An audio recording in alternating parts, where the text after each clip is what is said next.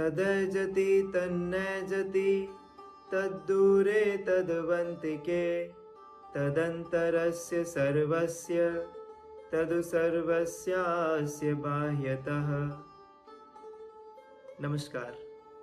ईशोपनिषद के इस 5वें श्लोक को हम समझने की कोशिश करते हैं, जो कि ईश्वर या फिर आत्म तत्व की व्याख्या करते हुए यह कहता है कि तत् एजति, कि वह चलता है, और फिर कहते हैं तत् न एजति, यानी कि वह नहीं चलता है।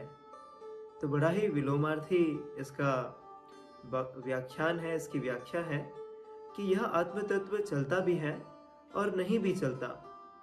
उसके बाद में कहते हैं तदैजति तन्नैजति तद दूरे तद्वन्तिके, तत् दूरे जो दूर है और तद्वन्तिके जो नजदीक है। तो ये जो आत्म तत्व है ये दूर भी है और यह नजदीक भी है। फिर इसके बाद में तद सर्वस्य, ये सभी के अंदर है, और यही सर्वस्यास्य बाह्यतः, यह सभी के बाहर भी है। तो इस प्रकार से इस आत्म तत्व की व्याख्या करते हुए कहा गया है कि यह चलता भी है और ये नहीं भी चलता, ये दूर भी है और ये नजदीक भी है, ये सभी के अंदर भी है और ये सभी के बाहर भी है।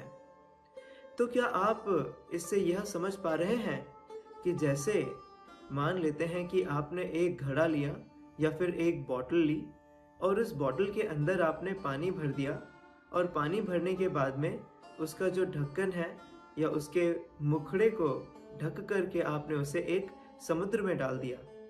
तो अब आप देखिए कि एक समुद्र जो है चलायमान भी है और उसी के साथ साथ आप देखेंगे कि वो स्थिर भी है, रुका हुआ भी है।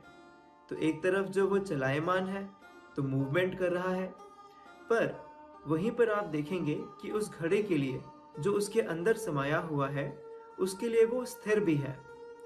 अब आप देखिए कि वो उसके अंदर भी है और उसके बाहर भी है। तो अंदर भी है और बाहर भी है। और जहां दूर और नजदीक की बात हुई तो यह बहुत ही नजदीक, इतना नजदीक कि उसके अंदर बाहर समाया हुआ है, और दूर की बात करें तो इतना दूर है कि उसके छोर का पता नहीं। तो यह आत्म तत्व कुछ इसी प्रकार से है। जैसे कि आप एक रुई के गोले को भी अगर पानी में डाल दें तो बिल्कुल उस प्रकार से ओत प्रोत हुआ ये आत्म तत्व होता है। तो इसकी ही व्याख्या इस श्लोक के माध्यम से की गई है। यदि आपको कोई भी प्रश्न हो तो आप हमें कमेंट बॉक्स में पूछ सकते हैं, हम उसका उत्तर देने का अवश्य प्रयास करेंगे। नमस्कार।